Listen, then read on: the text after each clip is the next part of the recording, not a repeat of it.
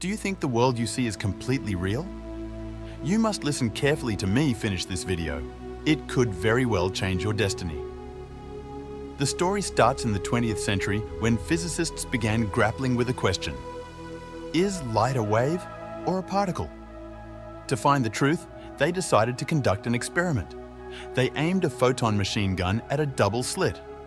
If light was composed of particles, it would leave 2 marks on the screen, similar to how bullets create holes when hitting a target. If light was composed of waves, the screen would display multiple stripes, like a zebra pattern.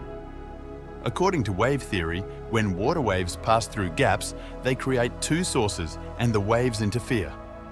Peaks add up with peaks, and peaks cancel out with troughs, resulting in complex and beautiful interference patterns on the screen. In short, 2 slits would lead to interference stripes, while particles would lead to 2 marks. In the first experiment, they aimed the photon machine gun at the double slit, and they got the expected interference pattern. In the second experiment, they switched the photon machine gun to single-shot mode, firing only 1 photon at a time. Over time, even with single photons, interference patterns still appeared. This was perplexing.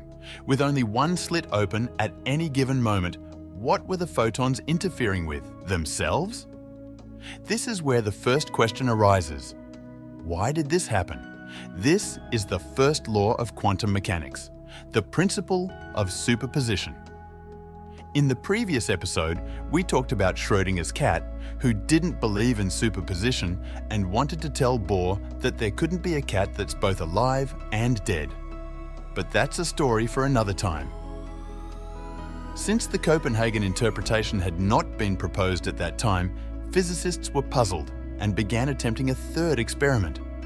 They added 2 detectors in front of the screen, 1 on each side. Whichever detector detected the photon would indicate which slit the photon went through. The data from the detectors confirmed that photons were indeed passing through either the left or the right slit. When scientists thought they had finally uncovered the truth, they were shocked to see the familiar interference pattern on the screen. Why did this happen? Why did the act of measurement change the outcome from interference to 2 marks on the screen?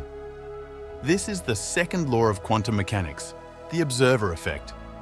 Because the Copenhagen interpretation had not yet been proposed, physicists were still confused, and both wave and particle explanations seemed plausible.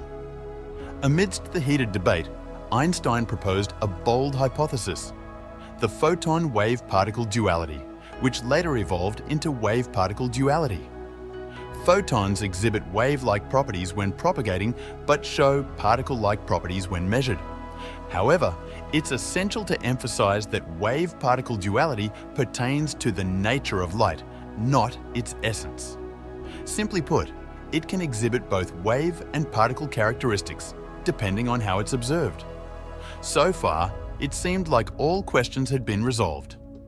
The double-slit experiment was no longer a mystery, thanks to the wave-particle duality concept.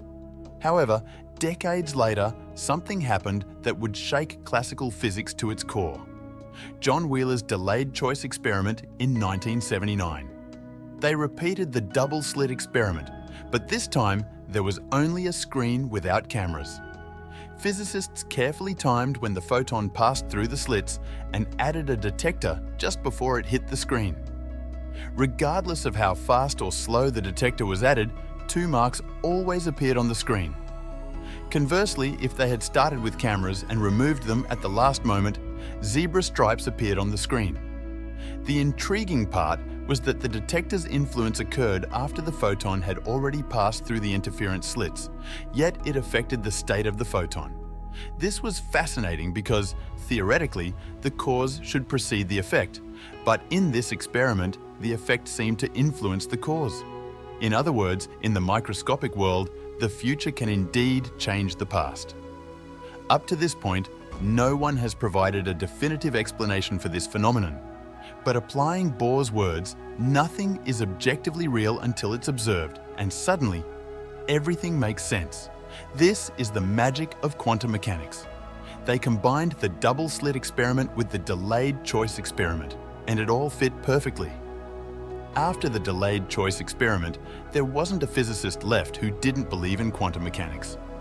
In 1947, Bohr designed his family crest as the Chinese Taiji pattern, illustrating his fascination with the fourfold way of Taiji.